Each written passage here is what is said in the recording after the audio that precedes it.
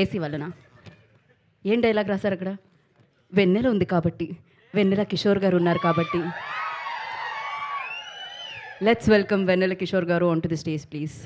బేసిక్గా ఆయన ఈ ఈ ఫ్లైట్లో ఏం చేస్తున్నారు, జట్లీలో ఏ పాత్ర పోషిస్తున్నారు అనేది ఎవరికీ తెలీదు. అది సీక్రెట్. మే డే రోజు చూడాలి మీరు. వెల్కమ్ వెల్కమ్ అండి, వెల్కమ్. హాయ్.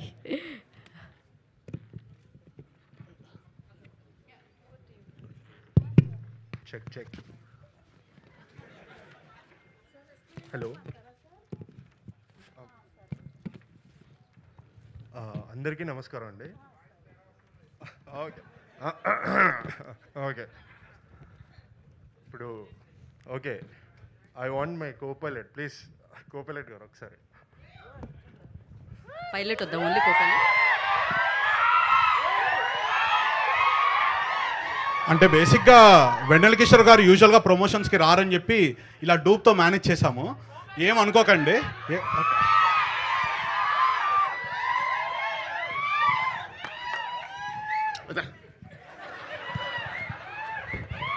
ఇది నిజమే కదా, నిజమే. మీరు ప్రమోషన్స్కి వచ్చారు కదా, ఇది నిజంగానే నిజం కదా.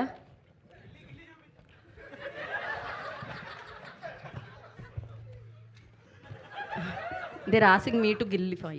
వద్దు. రాననుకున్నారా, రాలేననుకున్నారా? హే, 1 సెకండ్. 2 అక్షరాలు ఇంద్ర. ఏయ్, సో ప్రమోషన్కి ఖచ్చితంగా రాననుకున్నారా గీతా భగత్ గారు? నేనే కాదు, అందరూ అదే అనుకుంటారు. 1 second. Ustaad Bhagat Singh. So guys, media మిత్రులకు, సత్య ఫ్యాన్స్కి, రితేష్ కల్ట్ ఫ్యాన్స్కి అండ్ రియా సింగాడే డెబ్యూ ఫ్యాన్స్కి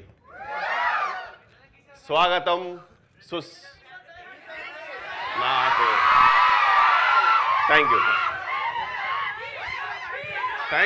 అన్న.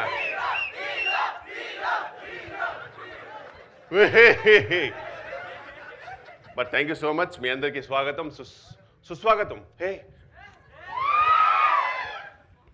సో బేసిక్గా నా పేరు మీరు డైరెక్ట్గా థియేటర్లు తెలుసుకుంటే బెటర్. ఆన్ May 1st నేను రీసెంట్గా దుబాయ్ నుంచి కొచ్చికి రిటర్న్ ఫ్లైట్ వస్తున్నప్పుడు స్వింగ్ ఫిషర్ అనే ఫ్లైట్లో, ఆ ఫ్లైట్లో ఊహించని విచిత్రాలు జరిగిపోయాయండి. ఊహించని విచిత్రం ఏ RRR. Oh shit, a perfect. So బేసిక్గా నేను ఒక TFI బానిసనండి, మీ అందరిలాగే. సో సినిమా ఇలా చెప్పగానే అలా క్లూ పట్టేస్తుంటాను. సో అందుకే టైంపాస్కి సినిమా సుడోకు అనేది ఆడుతూ ఉంటాను అనమాట. సో ఈ బుక్ నేను ఫినిష్ చేసాను లేదా అన్నది మీరు May 1st థియేటర్లో చూడండి. జెట్లీ అనే సినిమా, నో సత్యాస్ జెట్లీ, సత్యాస్ నాట్ జెట్లీ అనే సినిమాలో మీరు ఖచ్చితంగా చూడండి. అండ్ మీ అందరికీ థ్యాంక్ యూ. నాగ చైతన్య గారు థ్యాంక్ యూ. థ్యాంక్ యూ అండి, థ్యాంక్ యూ సో మచ్.